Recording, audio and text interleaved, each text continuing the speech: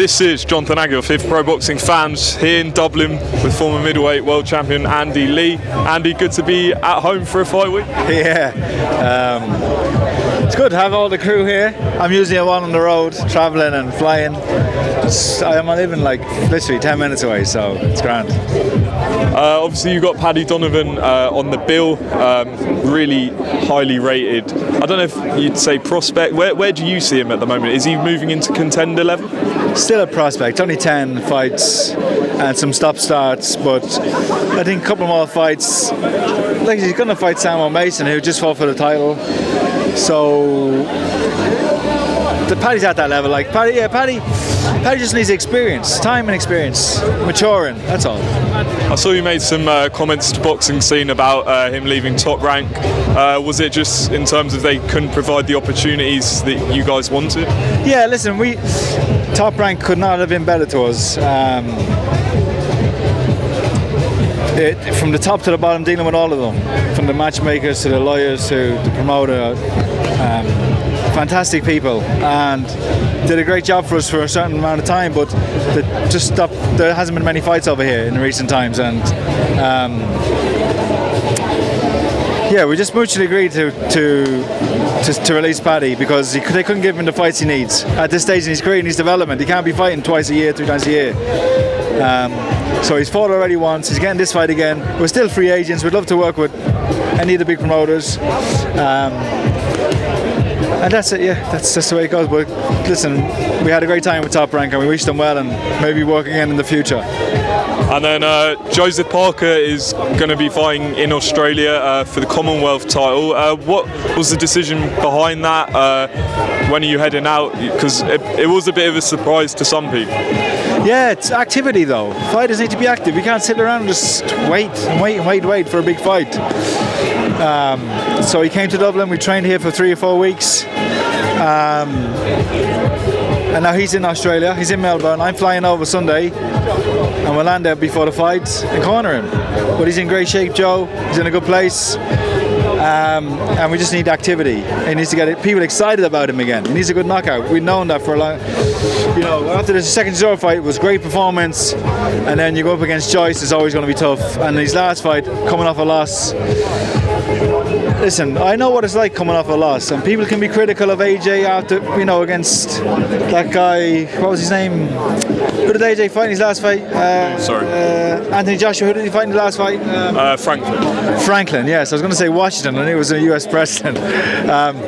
People can be critical of Anthony Joshua, but coming off a loss, even myself as a fighter, you're always a little bit hesitant. You're always a little bit and Joe coming off the fight, the loss to Joyce against Massey was always going to be difficult because Massey there was no upside to beating Massey. I see it all the time with fighters coming off losses. They're always a little bit hesitant. People are quick to write them off, but sometimes you just got to get through that one and get back and kind of to build self-esteem and build belief in yourself.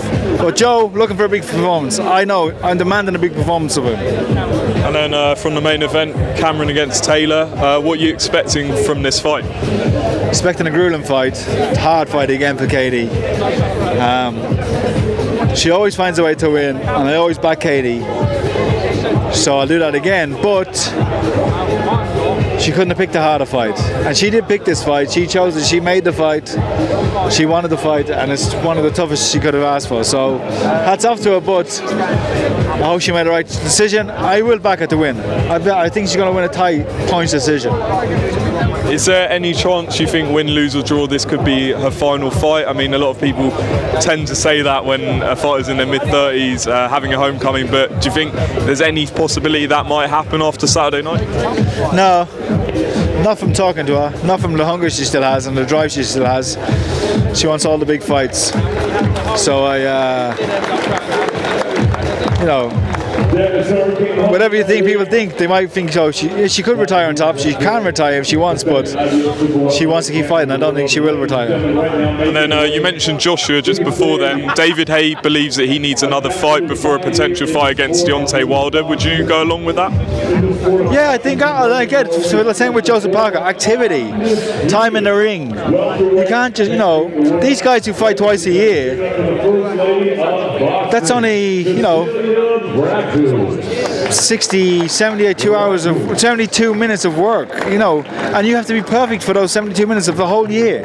Like, it's not, the fighter's not fighting enough these days. And think every fight doesn't have to be a massive fight or a blockbuster fight. Just go out, get a win, get your time in the ring, like the old time fighters used to do.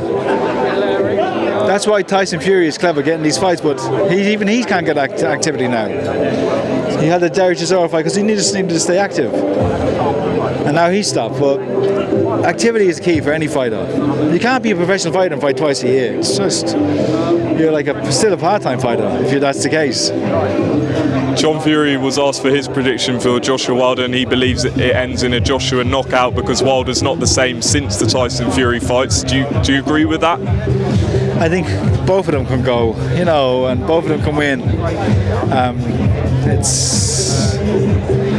They're both big men, big punchers. Joshua's better fundamentals, but Wilder has speed and an unorthodox style. Hard to pick a winner, hard to pick an outright winner because you don't know which one will win. Whoever lands first will win. Final question, a former opponent of yours, Billy Joe Saunders, we're waiting to hear what his next move is. Do you believe he can get back and potentially win another world title? I believe he can, but it's a long road and he has to be dedicated and put a good year's training in and activity. Again, I keep saying the same thing. Get busy, get fighting. Even if they're not big fights, just get back and get fighting. But it's such a long road back for anybody who's been out of the ring for a long time. But I'd like to see him get back. His talent is one of the best. You know what I mean? His talent deserves fighting. But then again, he's two-weight world champion, so you can't say he has done well for himself. He beat me, so hats off to him. That's your final question, Andy. A big fight on Saturday as well. Haye Lomachenko. How do you see the fight going?